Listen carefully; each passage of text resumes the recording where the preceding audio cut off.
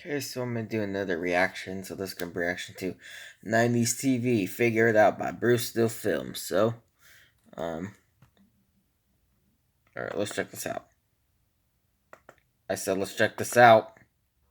Alright, now for those of you that don't know, I'm doing a little sub-series on 90s TV shows. And the last time I touched on a Nickelodeon classic, Double Dare. Well, this time around I want to talk about another Nickelodeon game show, and that would be the one called Figure It Out. Now, I was a big fan of Figure It Out when I was a kid, partly because it was a pretty simple concept. You had a child contestant that had some sort of secret hidden talent, and then you had a panel of Nickelodeon pseudo-celebrities that had to guess what it was. You know, as far as they I know. Figure It Out. Oh, I see what they did. Okay. Now, this panel had 3 rounds to ask yes or no questions to the kid, and each round that they didn't figure it out, the kid won a prize. The first round would be like a pair of rollerblades, second round was either a mountain bike or a Nintendo 64, and the third round was always a vacation of some sort. Pretty standard format. Except I gotta say that the vacations that they picked on Figure It Out fucking sucked ass. It was always like some arbitrary place like Corpus Christi, Texas, or fucking Mount Pelier, Vermont. Ah, fuck yeah, Vermont! I love maple syrup and crusty-ass old people. Hell yeah! Now, at the beginning of the show, they would disclose to those watching at home what this kid's little hidden talent was. And I have to say, it was a pretty wide spectrum when it came to these so-called talents on Figure It Out. I mean, sure, sometimes you'd have like a really smart kid that would be like, I invented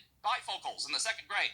And you'd be sitting there at home like, God damn, bifocals? I thought that was Ben Franklin's ass. That's pretty damn impressive. But then most of the time, they'd be scraping the bottom of the barrel for talent, and they'd just throw some dirty little kid up there like, sometimes I have my dog drink milk from the inside of my mouth. What? Wow, what the fuck? How the hell is that a talent? What is this, fucking They don't tell. That's disgusting. For Christ's sake. And yeah, before you ask, I'm not exaggerating. That was indeed a real talent on a real episode of Figure It Out. I saw this shit when I was 9 years old, for Christ's sake. A little girl letting a dog lick milk out of her fucking mouth. And that memory's been with me ever since. Disgusting. Why? So let's go ahead and do a little hypothetical episode of Figure It Out, if you will, just to let you guys know how this show played out. First of all, the show starts with the host, Summer Sanders. And side note, while I was recording this, I kept saying Suzanne Summers instead of Summer Sanders. You know, the chick from fucking Three's Company? For whatever reason, my brain can't differentiate between the two people. They're the same fucking person to me, so if I confuse the two during this cartoon, well, you're just gonna have to deal with it, because I'm sick of recording this goddamn thing. So anyway, Suzanne Summers introduces the first contestant, Little Ricky, and Little Ricky would either have a mullet or a bowl-cut hairdo. It wasn't required to be on the show, but, well, it sure seemed like it was recommended. And let's just say that Little Ricky's talent is that he's the, fucking hula hoop champion of Wisconsin. That sounds about right. That's smack dab in the spectrum there. I don't know what the fuck a hula hoop champion is, but it must be impressive. So first things first, they break down his talent into a few words, and they plaster him on this giant head that they call Billy or Buddy or fucking Bucky the Answer Head, whatever the hell it was. But they hide all the main words from the panel, of course. And now it's the panel's job to ask yes or no questions in order to figure out what the fuck Little Ricky's all about. And on this panel, you'd have, like, Mike O'Malley from Nickelodeon Guts, Josh Server's obnoxious ass from All That, my boy Danny Tamborelli from Pete and Pete, and my personal favorite, Lori Beth motherfucking Denberg. Now, Lori Beth Denberg was my favorite panelist because she was the only one that took the game seriously. The other people would just joke around and ask the kids stupid questions like, does your talent have anything to do with porcupines? No, what the fuck? But not Lori Beth Denberg's ass. No, her ass was trying to figure it out. Fuck these kids and their hopes and dreams. She's gonna ask some tough-ass questions and get some answers. Tell me, child, are either of your parents ashamed of your talent? I don't know. Judges, what do you think? They're saying yes, absolutely. Specifically the dad. Interesting. Is it perhaps because you're a champion of a not-so-masculine activity? Holy shit, she's good.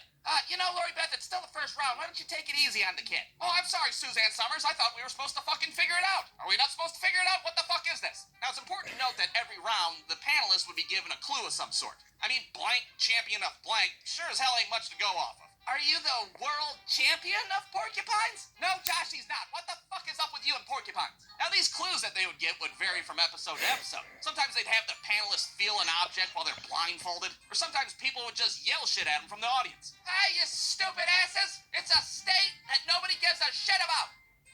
Wisconsin?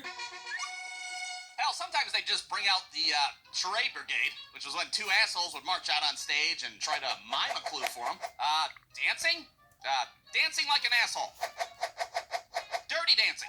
Fucking dirty dancing champion of Wisconsin. Oh, god damn it. And then the charade brigade would just trot off stage, and usually the panelists were even more confused than they were to begin with. Now, the best part about Figure It Out was, of course, the slime. I mean, it's a Nickelodeon show, for Christ's sake. Somebody's got to slime, get huh? green shit. It's what puts the asses in the seats, if you will. And It's always got to have the slime. In the second round was something they would call the secret slime action. Now, the panelists obviously had no idea what the secret slime action was. They would just flash it on screen for everybody watching at home. The secret slime action is trying to hide a fart by coughing into your hand. So now you'd be sitting at home all amped up, just waiting for one of the panelists to fuck up and get slimed 6 ways to Sunday. Does your talent involve...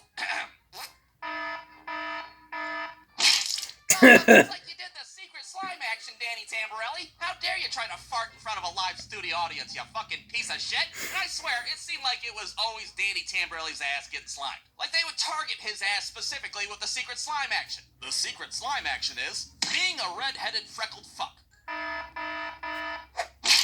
Oh, snap, Danny. Looks like we got you again. What the hell did I do this time? Well, it's not what you did, Danny. It's what you are. It's not our fault you're a red-headed freckled fuck. 3 complete rounds of all this happy horse shit. It would come down to the panel's final guess. Little Ricky would be getting all excited. That vacation to Butte, Montana's practically in pissing distance now, but not so fast because he'd still have Lori Beth Denberg's ass over there smoking a cigarette. You know damn well she had this kid still in her crosshairs. Well, little Ricky, it's been a fine episode, but I think you and I both know that you're the fucking hula hoop champion of Wisconsin. Oh, snap. Lori Beth Denberg coming in clutch. Well, I guess it sucks to suck, little Ricky. No vacation for your ass. Jay's had all the prizes that he won. Well, he's won the pair of rollerblades and the Nintendo 60 mountain bike, but he just fell short of the trip to Butte, Montana. And then, lo and behold, it's the end of the show. And, of course, little Ricky gets to demonstrate his mediocre, semi-impressive talent for everybody. But they'd always be running out of time. Be like the last 6 seconds to figure out 30-minute time block. So they'd have to rush his ass through to get to the credits. All right, little Ricky, let's see what you got. Wow, that's amazing. Anyways, that's all the time we have today. I'm Summer Sanders, Suzanne Summers, whatever the fuck my name is. We'll see you again on another episode of Figure It Out. Roll the credits. Hurry. Roll them. Roll the credits. And that was pretty much an episode of Figure It Out. Now, was Figure It Out better than an episode of Double Dare? Well, fucking hell no. Double Dare had a goddamn obstacle course at the end of the show. You can't compete with an obstacle course. Somebody's mom slipping a disc because she fucking fell in some gack. No way. Regardless, Figure It Out was one of my favorite shows. And I think for my next episode of this little sub-series, I'm either going to do Supermarket Sweep or maybe another Nickelodeon classic, Legends of the Hidden Temple. Leave your votes down in the comments, or don't, because I'm not your dad and I can't tell you what to do. And let's be honest, I'm not going to tally them up anyway, so what's the fucking point? The end. Alright. Well, that's it for my reaction to 90's TV Figure It Out by brewstewfilms. So hope you all enjoyed the reaction. Link to the description below. Like and check it out, and I'll see you guys next time.